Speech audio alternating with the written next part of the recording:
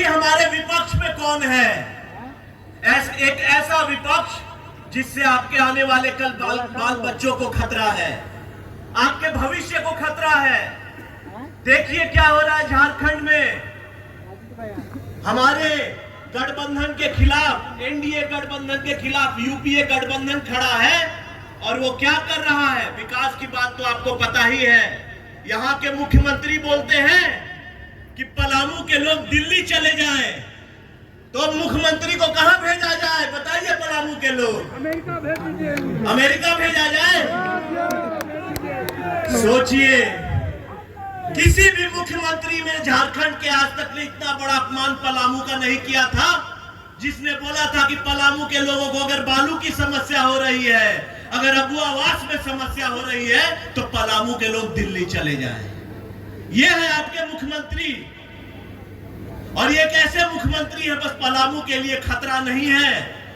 आपको पता है धीरे धीरे क्या हो रहा है। बांग्लादेशी घुसपैठ जुगन में वो क्या होगा, वो आपके आधार कार्ड पर आकर के रहने लगेंगे।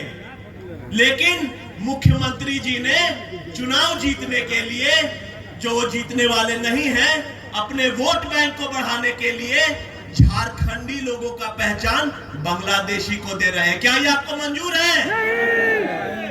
ये एक ऐसे मुख्यमंत्री है जो आपके भविष्य में आपके बच्चों के लिए खतरा का घंटी है। और देखिए हमारे इंडिया गठबंधन को, बांग्लादेश में जब हिंदू मर रहा था तो एक भी विपक्ष का नेता इस पर आवाज नहीं उठाया। सोचिए वो आपके बच्चों की क्या रक्षा करेंगे, जिसे हिंदू बोलने में शर्म आता है, और यहाँ की हिंदुस्तान की 80% आबादी हिंदुओं की है। क्या ऐसे नेता को आप लोग बर्दाश्त करेंगे जिसे हिंदू बोलने में शर्म आता है? करिएगा। क्या एक ऐसा मुख्यमंत्री आपका रक्षा कर सकता है? क्या कोई ऐसा इंडिया गठबंधन आपका रक्षा कर सकता है जो आपके बच्चों के वजूद को अपनाने के लिए तैयार नहीं है? अपने अंदर झांकिए, ये कोई साधारण चुनाव नहीं है।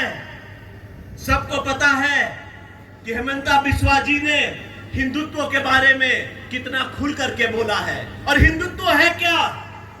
हमारे प्रधानमंत्री बोलते क्या है, वासुदेव कुटुंबकम, वर्ल्ड इज वन फैमिली, पूरा विश्व एक परिवार है।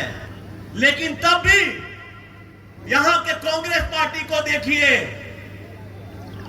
यहां पर इजराइल में क्या हो रहा है, पाकिस्तान में क्या हो रहा है, खुल के संसद में आवाज उठाते हैं, लेकिन हिंदू मर रहा है एक आवाज नहीं उठाते हैं। अगर हम अपनी पहचान खो देंगे तो हम अपने आने वाले संतान को खो देंगे। साथियों, मैं ज्यादा वक्त आज नहीं लूंगा क्योंकि हेमंता बिस्वा जी को भी आपसे बात करना है, और भी हमारे सम्मानित लोग हैं जो आपको आज संबोधन करेंगे। लेकिन ये चुनाव, अगर हम झारखंड की बात करें, तो एक ऐसा चुनाव है जहां आपको अपने आने वाले भविष्य को तय करना है। और मैं खुले मन से बोलता हूं कि बहुत आसान है ये बात बोल देना कि हम ये कर देंगे, हम वो कर देंगे। और अब चुनाव का समय है, हजारों नेताओं आपके बीच में आएंगे जिनको आप 5 साल से देखे नहीं होंगे। युवा को ठगेंगे, सबको ठगेंगे। लेकिन आज तक हुसैनाबाद के धरती पर विकास कौन किया है ये आप जानते हैं। बोलना बहुत आसान है, कोई कुछ भी बोल सकता है, करना बहुत मुश्किल है। और हमने जो चीज बोला हमने वो किया। हम लोगों ने कहा था कि इस बार आप लोग विधायक जी को मौका दीजिएगा, तो गांव-गांव आकर के हम लोग आपसे पूछेंगे और आपकी समस्या का हल करेंगे। हम लोगों ने 300 गांव में दौरा किया इस 500 साल में, और किसी ने मंदिर बोला, किसी ने नाली बोला, गली बोला, जो हुआ हम लोगों ने बनवाया। लेकिन अभी भी हमारा विधानसभा क्षेत्र इतना पीछे है। इसका यही कारण है कि लगातार एक अच्छा आदमी अगर रहेगा विकास करने वाला, तभी 10-15 साल में यहाँ के हालात बदलेंगे। और तभी यहाँ का सबसे जो प्रमुख मुद्दा है, मैंने आपको वादा भी किया था कि 2024 में अगर आप विधायक जी को मौका देते हैं, तो आपका भाई आपसे वादा करता है कि 2029 में अगर यहाँ रोजगार का कोई साधन नहीं होगा, तो मैं 29 के चुनाव में आपसे वोट मांगने नहीं आऊंगा। अरे आपको पता है कि हमने जो किया है, जो हमने बोला है वो किया है। तो साथियों, आने वाला 13 नवंबर आपके और आपके आने वाले भविष्य को तय करेगा। अगर आप चाहते हैं कि आपको MRI कराने डाल्टनगंज नहीं जाना पड़े, अगर युवा चाहता है कि मुझे रोजगार मिले, अगर युवा चाहता है कि मुझे खेल का संसाधन मिले, अगर किसान चाहता है कि मुझे खेत में पानी मिले, और अगर आप सबसे बड़ी चीज, इस 5 साल में कितनी शांति थी आप देखिएगा। इक्का दुक्का अगर बात छोड़ दीजिए तो हुसैनाबाद के इतिहास में ये 5 साल सबसे अच्छा समय रहा। कोई गुंडागर्दी नहीं हुई, कोई दंगा फसाद नहीं हुआ। मैंने जीतते ही इस मन से बोला था कि अगर सबसे अमीर भी गलती करे तो उसको भी सजा मिलेगा, और सबसे गरीब भी गलती करे तो उसको भी सजा मिलेगा। कानून एक बराबर है। और यही डर था कि आज देखिए 5 साल तक कितना अच्छा से हम लोग का क्षेत्र चला है, हर गांव में शांति रही है। नहीं तो अगर ये लोग आते थे तो आपको पता है रात को क्या होता था, दारू पी करके गुंडागर्दी होती थी, गरीबों को कुचला जाता था। और जहां तक ब्लॉक की बात है, भ्रष्टाचार की, मुझे पता है बालू का, अबू आवास का कितना आप लोगों को दिक्कत हुआ है, लेकिन ये दिक्कत हम लोग के माननीय मुख्यमंत्री हेमंत सोरेन जी द्वारा किया गया है। सोचिए कैसा सरकार, जब 1 महीना हो चुनाव में तो मैया योजना, सैया योजना, ये योजना, 5 साल तक आप कहां थे?